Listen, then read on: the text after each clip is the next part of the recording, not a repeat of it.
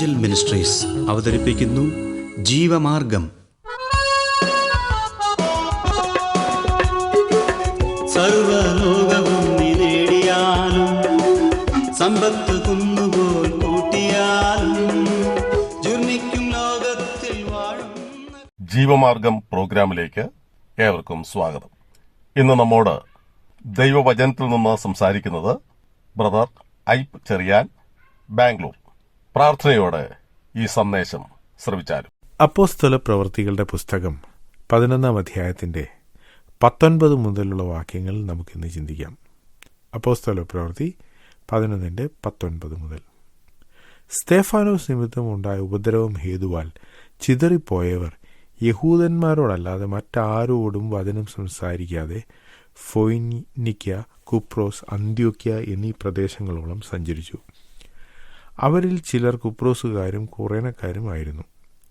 അവർ അന്ത്യോക്യയിലെത്തിയ ശേഷം യവനന്മാരോടും കർത്താവായ യേശുവിനെക്കുറിച്ചുള്ള സുവിശേഷം അറിയിച്ചു. കർത്താവിൻ്റെ കൈ അവരോട് കൂടെ ഉണ്ടായിരുന്നു. വലിയൊരു കൂട്ടം വിശ്വസിച്ച് കർത്താവിങ്കിലേക്ക് തിരിഞ്ഞു. അവരെക്കുറിച്ചുള്ള ഈ വർത്തമാനം യെരുശലേമിലെ സഭയുടെ ചെവിയിലെത്തിയപ്പോൾ അവർ ബർന്നബാസിനെ അന്ത്യോക്യയോളം പറഞ്ഞയച്ചു. അവൻ ചെന്ന് ദൈവകൃപ കണ്ട് സന്തോഷിച്ചു. എല്ലാവരും പൂർണ്ണ ഹൃദയത്തോടെ കർത്താവിനോട് ചേർന്ന് നിൽപ്പാൻ തക്കവണ്ണം പ്രബോധിപ്പിച്ചു. അവൻ നല്ല മനുഷ്യനും പരിശുദ്ധാത്മാവിനാലും വിശ്വാസത്താലും നിറഞ്ഞവനുമായിരുന്നു. വളരെ പുരുഷാരവും കർത്താവിനോട് ചേർന്നു. അവൻ ശൗലിനെ തിരവാൻ തർസോസിലേക്ക് പോയി അവനെ കണ്ടെത്തിയാറെ അന്ത്യോക്യയിലേക്ക് കൂട്ടിക്കൊണ്ടുവന്നു. അവർ ഒരു സംവത്സരം മുഴുവൻ സഭായോഗങ്ങളിൽ കൂടുകയും ബഹുജനത്തെ ഉപദേശിക്കുകയും ചെയ്തു. ആദ്യം അന്ത്യോക്യയിൽ വെച്ച് ശിഷ്യന്മാർക്ക് ക്രിസ്ത്യാനികൾ എന്ന് പേരുണ്ടായി. ആ കാലത്ത് യെരുശലേമിൽ നിന്ന് പ്രവാചകന്മാർ അന്ത്യോക്യയിലേക്ക് വന്നു. അവരിൽ അഗബാസ് എന്നു പേരുള്ളവൻ എഴുന്നേറ്റ് ലോകത്തിലൊക്കെയും മഹാക്ഷാമം ഉണ്ടാകുന്ന ആത്മാവിനാൽ പ്രവചിച്ചു. അത് ക്ലൗദ്യോസിന്റെ കാലത്ത് സംഭവിച്ചു. അപ്പോൾ യഹൂദയിൽ പാർക്കുന്ന സഹോദരന്മാരുടെ ഉദവിക്കായി ശിഷ്യന്മാരിൽ ഓരോരുത്തൻ പ്രാപ്തി പോലെ കൊടുത്തയപ്പാൻ നിശ്ചയിച്ചു. അവർ അത് വാങ്ങി ബർന്നബാസിന്റെയും ശൗലിന്റെയും കയ്യിൽ മൂപ്പന്മാർക്ക് കൊടുത്തയച്ചു. അപ്പോസ്തലനായ പത്രോസ് കൊർന്നല്യോസിന്റെ വീട്ടിൽ പോയി ജാതികളോട് സുവിശേഷം പറഞ്ഞതാണ് 11 അധ്യായത്തിലും 10 അധ്യായത്തിലും നമ്മൾ കണ്ടത്. ഈ സംഭവം നടന്നപ്പോൾ അതിന് സമാന്തരമായി നടന്ന മറ്റൊരു കാര്യമാണ് യെരുശലേമിലുണ്ടായിരുന്ന വിശ്വാസികൾ ഉപദ്രവം നിമിത്തം ചിതറിപ്പോയത്. അവർ ചിതറിപ്പോയത് ഫൊയ്നിക്യ, കുപ്രോസ്, അന്ത്യോക്യ എന്നീ ദേശങ്ങളോളം സഞ്ചരിച്ചു എന്നാണ് നാം വായിക്കുന്നത്. എന്ന് വെച്ചാൽ അവരെ സംബന്ധിച്ചിടത്തോളം അവർ പോകാൻ സാധ്യതയില്ലാതിരുന്ന സ്ഥലത്തോളം എത്തി എന്ന് ചുരുക്കം. ഉപദ്രവം ഉണ്ടായതുകൊണ്ട് വിശ്വാസികൾ അവർ ആയിരുന്ന സ്ഥലത്ത് നിന്ന് ചിതറിപ്പോകാനിടയായി. പക്ഷേ ആ ഉപദ്രവം ക്രിസ്തു സഭയുടെ വളർച്ചയ്ക്കും അനുഗ്രഹത്തിനും കാരണമാക്കി ദൈവം തീർത്തു. കാരണം ആളുകൾ മറ്റുള്ളവരോട് സുവിശേഷം പറഞ്ഞുകൊണ്ടേയിരുന്നു. ഇവിടെ നാം വായിക്കുന്നത് ഇവർ സുവിശേഷം പറഞ്ഞു എങ്കിലും അവർ യഹൂദന്മാരല്ലാത്തവരോട് സുവിശേഷം പറഞ്ഞില്ല. ഇവർ പോയ ഫൊയ്നിക്യ, കുപ്രോസ്, അന്ത്യോക്യ എന്നീ സ്ഥലങ്ങളിൽ യഹൂദന്മാരുണ്ടായിരുന്നു. അതുകൊണ്ടാണ് അവിടെയുള്ള യഹൂദന്മാരോട് ഇത് പറഞ്ഞത്. എന്നാൽ കുപ്രോസുകാരും കുറേനക്കാരുമായ ചിലർ അന്ത്യോക്യയിൽ ചെന്നു കഴിഞ്ഞപ്പോൾ യഹൂദന്മാരോട് മാത്രമല്ല യഹൂദന്മാരല്ലാത്തവരോടും യേശുവിനെക്കുറിച്ചുള്ള സുവിശേഷം അറിയിച്ചു. യഹൂദന്മാരോട് മാത്രം സുവിശേഷം പറഞ്ഞിരുന്ന വിശ്വാസികൾ അവർ തന്നെ അതിനൊരു മാറ്റം വരുത്തി യഹൂദന്മാരല്ലാത്തവരോട് സുവിശേഷം അറിയിച്ചിരിക്കുന്നു. ഇവർ അറിയിക്കാൻ നോക്കിയിരിക്കുകയായിരുന്നു എന്ന് തോന്നും. അനേക ആളുകൾ വിശ്വസിച്ച് കർത്താവിലേക്ക് തിരിഞ്ഞു. ഇത് സംഭവിച്ചപ്പോൾ അവിടെ യഹൂദന്മാരായ അപ്പോസ്തലന്മാരോ മറ്റ് സഭാ നേതാക്കളോ ഇല്ലായിരുന്നു. ഈ സമയത്തൊക്കെയും യെരുശലേമിലെ സഭയാണ് ഏറ്റവും പ്രധാനപ്പെട്ട സഭ എന്ന് ഓർക്കുക. ഈ കാര്യം, അതായത് ജാതികൾ ദൈവവചനം സ്വീകരിച്ചു എന്ന കാര്യം യെരുശലേമിലെ സഭയിലെ മൂപ്പന്മാരുടെ ചെവിയിലെത്തിയപ്പോൾ അവർ ഒരാളെ അങ്ങോട്ട് പറഞ്ഞു വിടുകയാണ്. ഇവർ ഇതിനു മുമ്പും ഇത് ചെയ്തിട്ടുണ്ട്. ഫിലിപ്പോസ് ശമര്യയിൽ ദൈവവചനം പ്രസംഗിച്ചു. അവിടെ ആളുകൾ വിശ്വസിച്ചപ്പോൾ യെരുശലേമിലുണ്ടായിരുന്ന അപ്പോസ്തലന്മാർ പത്രോസിനെയും യോഹന്നാനെയും അങ്ങോട്ട് അയച്ചു. കൊർന്നല്യോസിന്റെ വീട്ടിൽ വിശ്വസിച്ച ജാതികളായ ആളുകൾ ഉണ്ടായി എന്ന് കേട്ടപ്പോൾ അവിടെ പത്രോസും പത്രോസിനോട് കൂടെ വേറെ 6 പേരും ഉണ്ടായിരുന്നു. അവർ മടങ്ങിപ്പോയി യെരൂശലേമിലുള്ള സഭയ്ക്ക് റിപ്പോർട്ട് കൊടുത്തു. എന്നാൽ ഇപ്പോൾ ഈ സാധാരണ വിശ്വാസികൾ യഹൂദന്മാരല്ലാത്തവരോട് സുവിശേഷം പറഞ്ഞു അവർ വിശ്വസിച്ചപ്പോൾ അവരുടെ അടുത്തേക്ക് അയക്കാൻ അപ്പോസ്തലന്മാരെയല്ല, മറിച്ച് ബർന്നബാസ് എന്നു പേരുള്ള ഒരാളെയാണ് അയച്ചത്. ഈ ബർന്നബാസിനെ കുറിച്ച് നമുക്ക് കൂടുതലായി പിന്നീട് ചിന്തിക്കാം. ബർന്നബാസ് അന്ത്യോക്യയിലെത്തിയപ്പോൾ അവിടെ ജാതികളായ ആളുകൾ സുവിശേഷം വിശ്വസിച്ചിരിക്കുന്നത് കണ്ടു. അയാൾ സന്തോഷിച്ചു.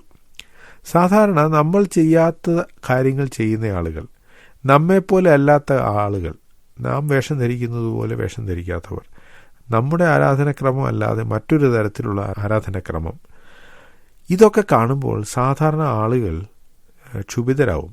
അവർ സന്തോഷിക്കാറില്ല. ഞങ്ങളുടെ അവിടെ ചെയ്യുന്ന പോലെ അല്ലല്ലോ ഇവിടെ എന്ന് പറഞ്ഞ് ചിലരൊക്കെ പിണങ്ങും.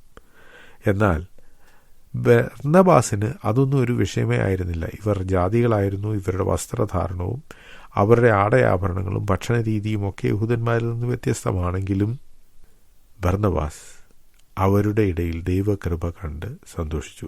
അവൻ അവർക്കൊരു ഉപദേശവും കൊടുത്തു. എല്ലാവരും പൂർണ്ണ ഹൃദയത്തോടെ കർത്താവിനോട് ചേർന്ന് നിൽക്കണം. ഇതാണ് ബർന്നബാസ് കൊടുത്ത ഉപദേശം.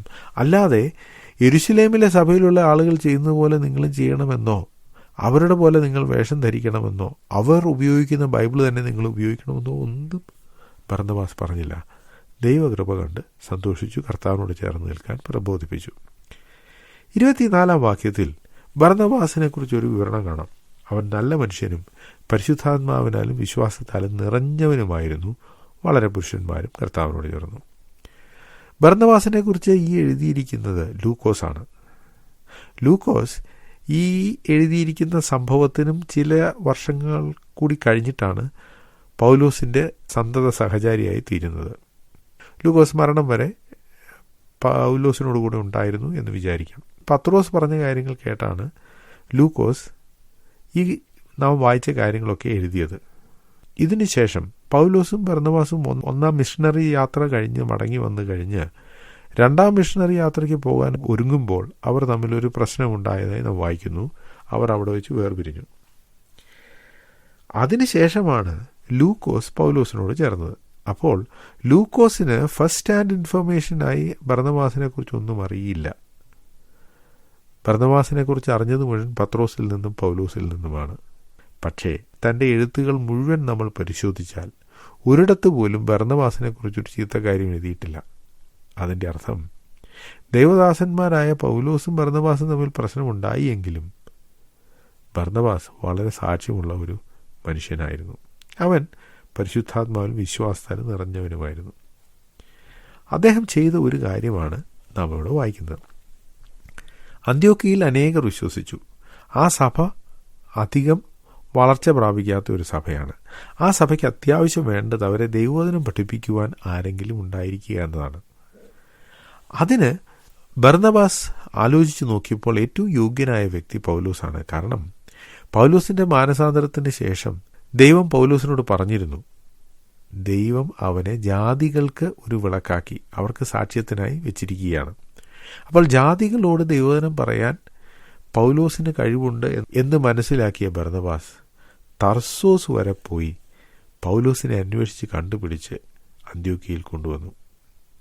അന്ത്യോക്യയിൽ വെച്ചാണ് യേശുവിൻ്റെ ശിഷ്യന്മാർക്ക് ക്രിസ്ത്യാനികൾ എന്ന പേരുണ്ടായത്. അതിൻ്റെ അർത്ഥം അന്ത്യോക്യ വളരെ പ്രധാനപ്പെട്ട ഒരു പട്ടണമായിരുന്നു. ക്രിസ്തു സഭയുടെ ചരിത്രത്തിൽ വളരെ പ്രധാനപ്പെട്ട ഒരു സ്ഥാനം വഹിക്കുന്ന സ്ഥലമാണ് അന്ത്യോക്യ. അവിടുത്തെ സഭയെക്കുറിച്ചും ആ സഭയിലുണ്ടായ വ്യത്യാസങ്ങളെക്കുറിച്ചും നമുക്ക് അടുത്ത ആഴ്ച ചിന്തിക്കാം.